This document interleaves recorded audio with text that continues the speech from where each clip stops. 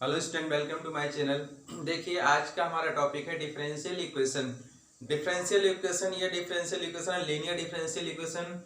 Linear differential equation आपका topic है with not with constant coefficient. ठीक है, तो ये टॉपिक बहुत आसान है और बहुत ही इंपॉर्टेंट है। जैसा कि लेक्चर हमारा सीरीज बाय सीरीज चल रहा है, तो आप सीरियल वाइज अगर देखेंगे तो पूरा चैप्टर अच्छे से समझ में आ जाएगा। फिलहाल इस क्वेश्चन आपको दिख रहा है स्क्रीन पे, आपको सॉल्व 8 क्वेश्चंस दिख रहा है। Solve D square minus 2d plus 1y X square E की पावर एक्स। ठीक है, इसको हमें सॉल्व करना है, इसका हमें एक सोल्यूशन निकालना है। ये डिफरेंशियल इक्वेशन है। ठीक है, डिफरेंशियल इक्वेशन है, तो इसका सोल्यूशन देखिए कैसे निकालते हैं। सबसे पहले क्या करेंगे, तो लिखेंगे सोल्यूशन। सोल्यूशन पे है D square minus 2d plus 1 और y एक्स स्क्वायर ई की पावर एक्स इक्वल फर्स्ट मान लेंगे। लिखेंगे from equation first of axillary equation. Axillary equation, axillary equation देखिए कैसे निकालते हैं। एक्सिलरी इक्वेशन जो ये वैल्यू है, इसी को m में कन्वर्ट कर लेंगे। तो m square minus 2m plus 1 equal to 0। ये हमारा एक्सिलरी इक्वेशन हो गया। इसका जो है तो इसका एक्सिलरी इक्वेशन ये जो हमारी आई है, इसका फैक्टर करते हैं। फैक्टर करेंगे तो ध्यान दीजिए फार्मूला ही बन गया है m माइनस 1 का होल स्क्वायर। दिख रहा है ना? अगर आपको ऐसे ही करवा लें, ए स्क्वायर बी स्क्वायर 2ab है ना, तो m माइनस 1 का होल स्क्वायर का फार्मूला बन गया। अब इसको क्या करते हैं, अब इसको कुछ इस तरह से लिख देते हैं m माइनस 1 और m माइनस 1। तो इसका मतलब क्या होता है, क्वाड्रेटिक इक्वेशन का द्विघात समीकरण है, तो इसकी दो वैल्यू आएंगे। तो m माइनस 1 इक्वल टू 0, तो m इक्वल टू 1 और m माइनस 1 इक्वल टू 0, तो m इक्वल टू 1। m की टू वैल्यूज आ गए। तो इसका CF क्या होता है, कॉम्प्लीमेंट्री फैक्टर। CF निकालने के लिए जब m की दो वैल्यू इक्वल होते हैं तो उसको लिखने का तरीका है C1 C2x फिर ब्रैकेट क्लोज e की पावर, जो m की वैल्यू होती है उसी का कोएफिशिएंट यहाँ ऐसे लिख देते हैं। अगर यहाँ m की वैल्यू 1 है तो यहाँ 1x मतलब x हो गया। अगर 2 होता तो e की पावर 2x हो जाता। तो ये हमारा CF निकल गया। ठीक है, CF निकल गया। इस CF को हम यहाँ ऊपर लिख देते हैं, अभी हमें काम देगा। तो C1 प्लस C2x e की पावर x, ये हो गया। अब इसके बाद जो है, इसके बाद हम क्या करते हैं, आज पार्टिकुलर इंटीग्रल निकालते हैं। पार्टिकुलर इंटीग्रल देखिए, निकालने के लिए पार्टिकुलर इंटीग्रल, इसके लिए डी स्क्वायर 2d प्लस 1 और एक्स स्क्वायर e की पावर x। ध्यान दीजिए भैया, पार्टिकुलर इंटीग्रल कई तरीके से निकाला गया है, अलजेब्रिक, एक्सपोनेंशियल, ट्रिग्नोमेट्रिक, हमने सारा बताया है। अब यहाँ पे देखिए अलजेब्रिक और एक्सपोनेंशियल दोनों मिक्स है। ठीक है, अलजेब्रिक एक्सपोनेंशियल जब मिक्स होगा तो पहले क्या करेंगे, अलजेब्रिक में से, अलजेब्रिक एक्सपोनेंशियल में से पहले एक्सपोनेंशियल को हटाते हैं। एक्सपोनेंशियल को हटाने के लिए क्या करेंगे, जो e की पावर x को हम इधर लिखेंगे और उसके बाद e की पावर x को इधर लिखते हैं, उसके बाद e की पावर x का जो कोफिशिएंट है वो d के स्थान पे d प्लस 1 कर लेंगे। अगर 1 है तो d प्लस 1, अगर 2 रहेगा तो d प्लस 2 है, माइनस 2 है तो माइनस d प्लस 2। तो कहने का मतलब d में से ऐड करेंगे या माइनस अगर माइनस कर लेंगे, तो स्क्वायर माइनस 2, तो d प्लस 1 प्लस 1 और यहाँ पे स्क्वायर समझ लिया, e की पावर x इधर आ गया, यहाँ बचा क्या x स्क्वायर। राइट, तो ये हो गया e की पावर x और नीचे हो गया D square plus 1 plus 2d और माइनस 2 d और minus 2 plus 1 x square. Right, अब ध्यान दीजिएगा, देखिए 2d कैंसिल हो रहा है, 1 प्लस 1 2 मिला के माइनस 2 कैंसिल हो गया, ओनली फॉर डी स्क्वायर बचा। इसको ऊपर लिखते हैं, तो P I equal to E की पावर एक्स 1/d² और x²। P I equal to E की पावर एक्स। अब इसका देखिए 1/d² है, इसको हम 2 बार डेरिवेट करेंगे, सॉरी 2 बार, देखिए उल्टा है, 1/d² है तो 2 बार डेरिवेट ना करके 2 बार इंटीग्रेशन करेंगे। डिफरेंशिएशन हो जो है इंटीग्रेशन का अपोजिट होता है, या कह सकते हैं इंटीग्रेशन डिफरेंशिएशन का अपोजिट होता है। तो इसका मतलब ये है, इसको एक बार 1/d लिखते हैं तो एक बार इंटीग्रेशन कर लेते हैं x² dx, राइट। अब ध्यान दीजिएगा पी आई ई की पावर x 1/d और इसका इंटीग्रेशन क्या हो जाएगा x³/3, फिर उसके बाद ये हो गया, अगेन इसी का ये d को हटाते हैं, फिर इंटीग्रेशन लगा देते हैं dx, ये हो गया। तो पी आई ई की पावर x, इसका हो जाएगा x⁴/3 × 4, है ना। तो ये हो गया e की पावर x और x⁴/4 3 12, राइट। तो ये हमारा पार्टिकुलर इंटीग्रल आ गया। सॉल्यूशन की बात करेंगे, सॉल्यूशन y इक्वल टू होता है CF plus PI, y equal to CF plus PI। तो y इक्वल टू CF की वैल्यू यही है C1 प्लस C2x और e की पावर x प्लस e की पावर x, इसको इस तरह से लिखते हैं x⁴ e की पावर x। ये हमारा एग्जैक्ट आंसर आ गया, कह सकते हैं एग्जैक्ट सोल्यूशन आ गया जो हमें डिफरेंशियल इक्वेशन दिया था। आइए नेक्स्ट क्वेश्चंस ऐसे और लेते हैं जिसको भी सॉल्व करते हैं, ध्यान से देखिएगा। अब की बार हम जो लेंगे एक्सपोनेंशियल, यहाँ पे क्या किया था हमने, अलजेब्रिक और एक्सपोनेंशियल मिक्स किया था। अब की बार हम लेंगे एक्सपोनेंशियल और ट्रिग्नोमेट्रिक मिक्स, है ना। ध्यान दीजिएगा, देखिए डिफरेंशियल इक्वेशन बहुत इजी है और लगभग ये हर कंपटीशन एग्जाम में भी पूछा जाता है। न्यू कहे हैं टीजीटी पीजीटी के एग्जाम में भी बहुत बार आया हुआ है, बहुत आसान है और आने वाले टीजीटी पीजीटी की वैकेंसी फिर आ रही है। तो ऐसा पढ़ाई करिए कि सब अच्छे से तैयार हो जाए और इसमें कोई प्रॉब्लम ना रहे।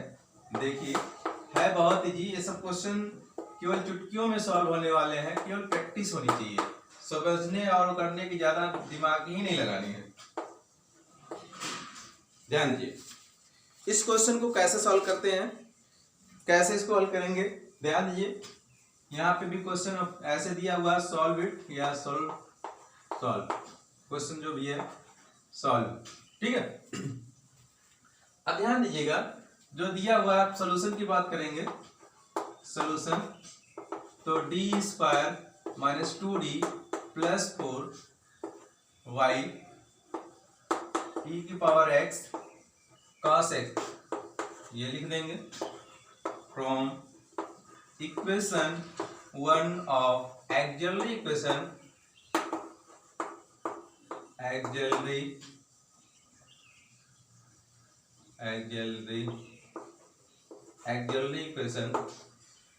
इक्वेशन क्या करते हैं, ये जो इसकी वैल्यू है इसी को m में कन्वर्ट कर लेते हैं।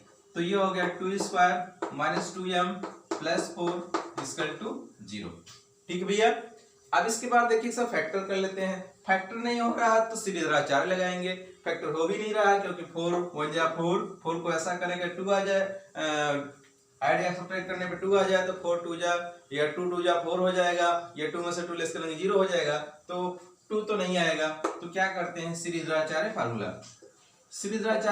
m = होता है -b + b² - 4ac/2a, ये तो करते हैं। तो -b मतलब यहाँ माइनस ऑलरेडी है, -2 हो जाएगा, प्लस माइनस अंडर रूट में b के मतलब -2 का स्क्वायर और -4 ac, a की वैल्यू 1 है, c की वैल्यू 4 है, ये हो गया अपान 2 × a की वैल्यू 1 है। श्रीधराचार्य फार्मूला आप लोगों ने पढ़ा होगा बहुत अच्छे से। तो ये हो गया 2 और ये हो जाएगा आपका अंडर रूट 4 हो जाए 16/2, तो ये हो गया m equal to 2 plus minus, अब ध्यान दीजिएगा 12 है और 16 है, 16 में से 4 लेस करेंगे -12 आएगा। क्या आएगा? -12। ये हो गया -12/2। तो m equal to 2 plus minus, अब देखिए -12 और माइनस को हटाएंगे तो i स्क्वायर हो जाएगा अपॉन 2। तो m equal to 2 plus minus, ये हो जाएगा 2√3i अपॉन 2। तो इसका मतलब हो गया 1 प्लस माइनस √3i। ये हो गया। m की वैल्यू आ गई। m की वैल्यू ध्यान दीजिएगा, ये डिपेंड करता है कि m की वैल्यू है क्या, अलजेब्रिक है, कॉम्प्लेक्स फंक्शन में है, या रूट्स में है, या कह सकते हैं कि नेचुरल नंबर है, या कह सकते हैं रूट्स रियल आर इक्वल है। तो इन सब में कंडीशन डिपेंड अलग अलग करता है। तो देखिए इसको हम बताते हैं, बाकी हमारा नेक्स्ट लेक्चर इसका भी है, तो ध्यान दीजिएगा। पहले तो हम यहाँ बता ही देते हैं, यहाँ पे आपको कॉम्प्लेक्स नंबर में आया हुआ है, तो इसका जो है m की वैल्यू कह सकते हैं 1 प्लस √3i, एक ये हो जाएगा, एक दूसरी वैल्यू हो जाएगी 1 माइनस √3i।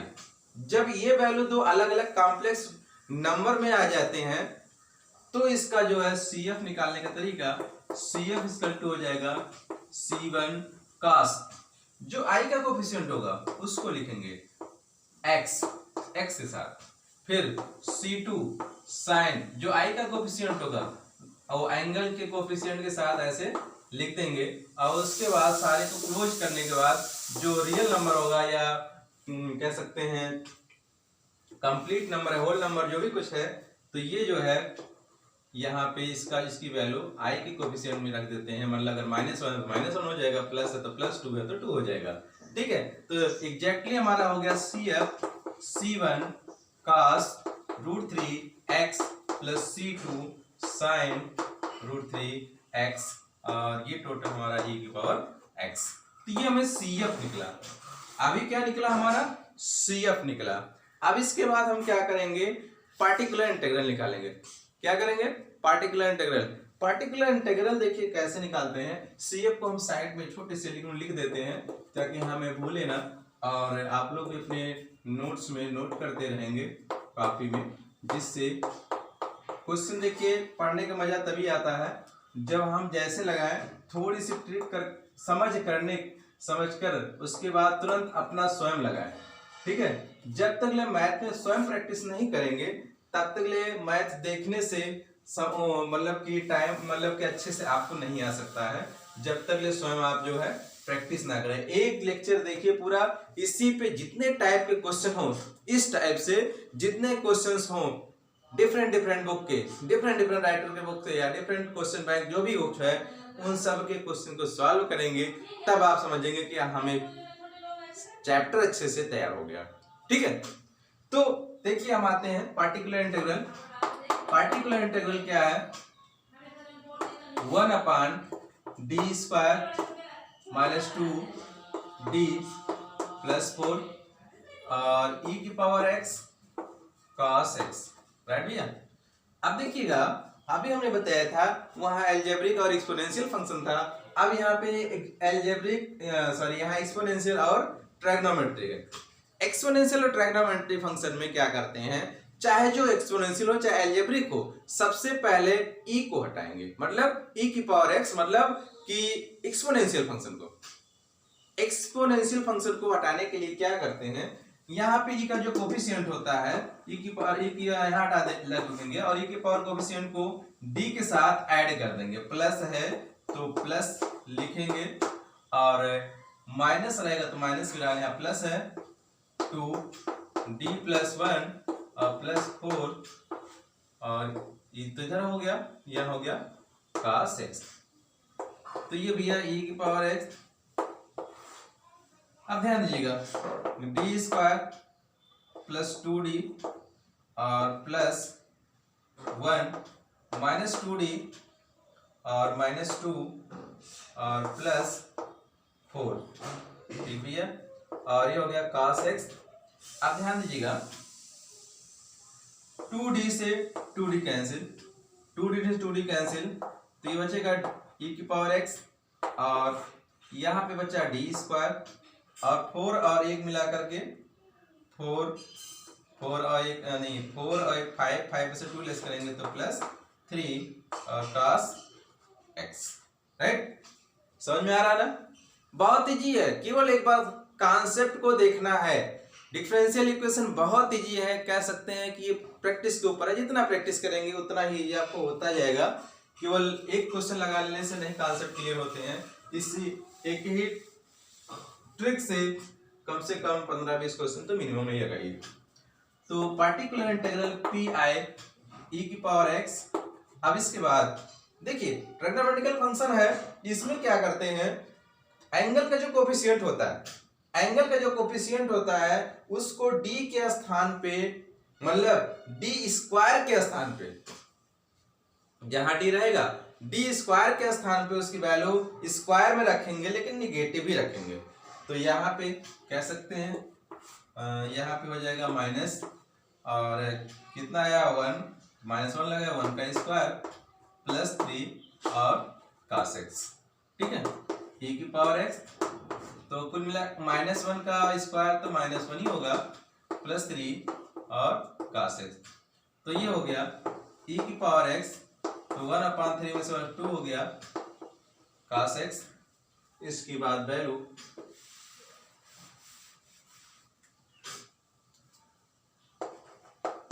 पी आई ये हो जाएगा 1/2 e की power x cos x। Particular integral आ गया, CF आ गया, सॉल्यूशन की बात आती है। सॉल्यूशन देखिए आपको पता ही गया है, सॉल्यूशन निकालते समय क्या करते हैं, CF और पार्टिकुलर इंटीग्रल को ऐड कर लेते हैं सॉल्यूशन, तो y CF plus P I, तो y CF हो गया C1 cos √3 x C2 sin √3 x, ये हो गया प्लस पी आई का मतलब क्या हो गया 1/2 e की पावर x cos x। ठीक है भैया, तो ये हमारा हो गया सॉल्यूशन, एग्जैक्ट सॉल्यूशन आ गया। तो ऐसे बहुत सारे डिफरेंशियल इक्वेशन के क्वेश्चंस होंगे जिसको आप आई होप आप इजी वे में सॉल्व कर ले जाएंगे। तो सॉल्व करिएगा, सॉल्व करने के बाद जैसा होगा हमारा कमेंट बॉक्स में कमेंट जरूर डालिएगा। नेक्स्ट वीडियो में फिर मिलेंगे, आज के लिए इतना ही। Thank you very much.